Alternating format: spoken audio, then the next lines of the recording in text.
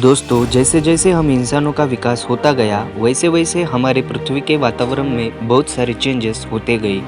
हवा से लेकर पृथ्वी के सभी प्रकार के वातावरण में बहुत सारे बदलाव देखे गए। हम इंसान सालों से इस धरती पर रहते आ रहे हैं। हमारे पृथ्वी के वातावरण में आने वाला बदलाव हमें भले ही जल्दी ना दिखता हो, लेकिन वो बदलाव हमें आने वाले समय में ज़रूर दिखाई देता है। तो दोस्तों, आज के इस वीडियो में हम इसी वातावरण के बदलाव के बारे में और इसके निर्माण के बारे में बहुत सारी बातें आगे वीडियो में जानने वाले हैं। तो तैयार हो जाइए, क्योंकि ये सफ़र बहुत ही रोमांचक होने वाला है। दोस्तों, वायुमंडल के निर्माण के बारे में जानने से पहले हमें ये जानना जरूरी है कि आखिर वायुमंडल होता क्या है। दोस्तों, पृथ्वी के चारों ओर पाई जाने वाले वायु की परतों को ही हम वायुमंडल कहते हैं। ये परतें विभिन्न गैसेस से बने होते हैं। इनमें से मुख्य रूप से 78% nitrogen, 21% oxygen and 1% other gases पाए जाते हैं। हम इंसानों ने इस पृथ्वी के वायुमंडल को मुख्य 5 लेयर्स में विभाजा है, जिनमें से ट्रोपोस्फियर, स्ट्रेटोस्फियर, मेसोस्फियर, थर्मोस्फियर और सबसे अंतिम जो कि एक्सोस्फियर नाम से जाना जाता है। ये लेयर्स अलग अलग गैसेस से बने होते हैं, जिसकी चर्चा हम अगले आने वाले वीडियो में करेंगे।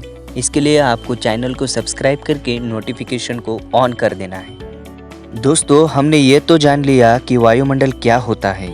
इसके निर्माण और रचना के बारे में जानने के लिए हमें अरबों साल भूतकाल में जाना पड़ेगा।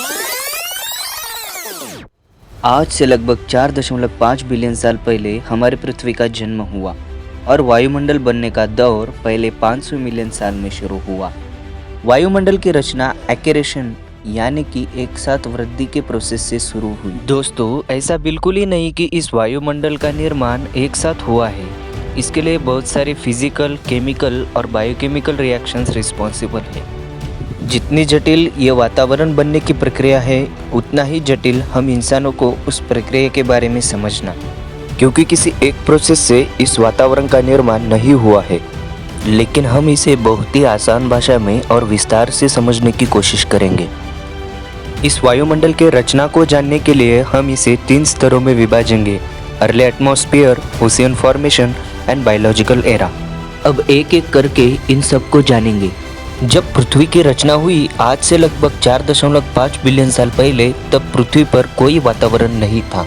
हाँ दोस्तों, तब पृथ्वी पर कोई भी वातावरण की मौजूदगी नहीं थी।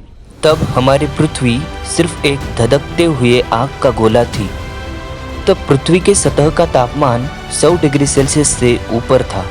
पृथ्वी गर्म होने से इसके भीतर बसा हुआ लावा बाहर पृथ्वी के सतह पर आने लगा। जब वो धरती के सतह को धक्के मारकर ज्वालामुखी का रूप ले रहा था, तो अपने साथ वो भारी मात्रा में कार्बन डाइऑक्साइड, नाइट्रोजन, हाइड्रोजन जैसे गैसेस को पृथ्वी के सतह पर ला रहा था।